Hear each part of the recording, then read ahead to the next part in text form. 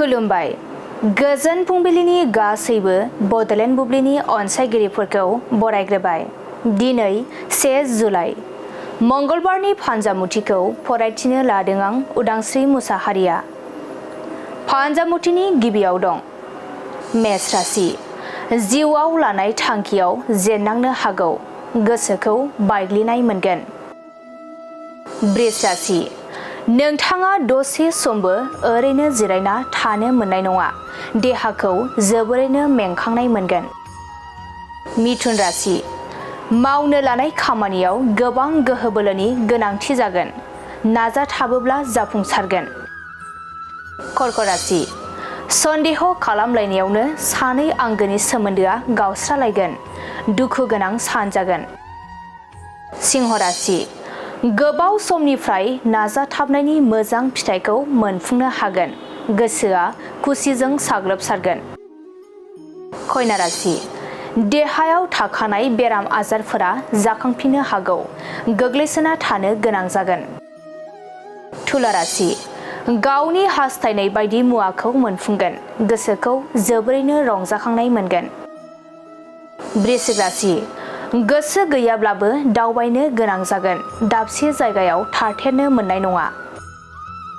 धनु राशि।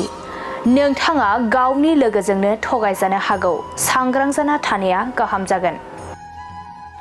मकर राशि। देहायाव हरखाबै सानाय सुनाय सोमजिनो हागौ, जानाय लोंनायफोराव खेल लानांगोन।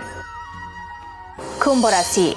माबा मोनसे मोजां बिबाननि थाखाय सायख'जागोन, बयजोंबो मान होजागोन। मीन राशि।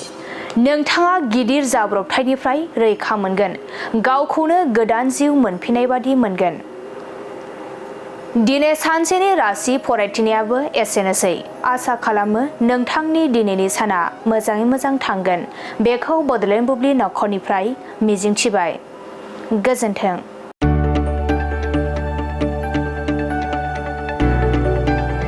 गोजोनथाव खौरां। बर'नि आंगोथार गोथाव ओंख्रि जानो मोजां मोनग्रा रायजो राजाफोरनि थाखाय गोजोनथाव खौरां। बर'नि आंगोथार ओंख्रि जानो मोजां मोनग्रा रायजो राजाफोरा बे गोदानै खुलिनाय लाइजौ हटेलाव हाबफैनो हागोन। जाखांफुहांनाय लाइमोन फालांगिरि गपेश बसुमतारिया अदालगुरिनि टंलायाव बेखेवदों बर'नि आंगोथार ओंख्रि मोनग्रा गंसे हटेल। अदालगुरि जिल्ला टंलानि मिउनिसिपाल बर्ड मावख'नि साखाथियाव गोदानै बर'नि गोग्गो जानाय आदारनि गंसे लाइजौ मुंनि हटेल बेखेवदों।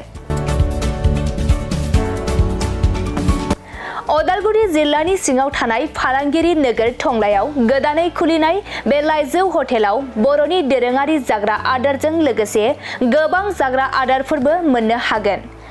गोदानै बेखेवजानाय बे लाइजौ हटेलाव अमा बेदर, बोरमा, लकेल ना, साम', नारजि, अनला खारै, थास', मैथा आरो नाफाम आरो गोबां आइटेमफोरखौ मोननो हागोन। बेनिखायनो नोंथाङाबो अदालगुरि जिल्ला टंला लामाजों थांलाय फैलाय खालामोब्ला बे गोदानै खुलिजानाय लाइजौ हटेलाव हाबनानै बर'नि दोरोङारि गोथाव जाग्रा आदारफोरखौ जालांनो हागोन।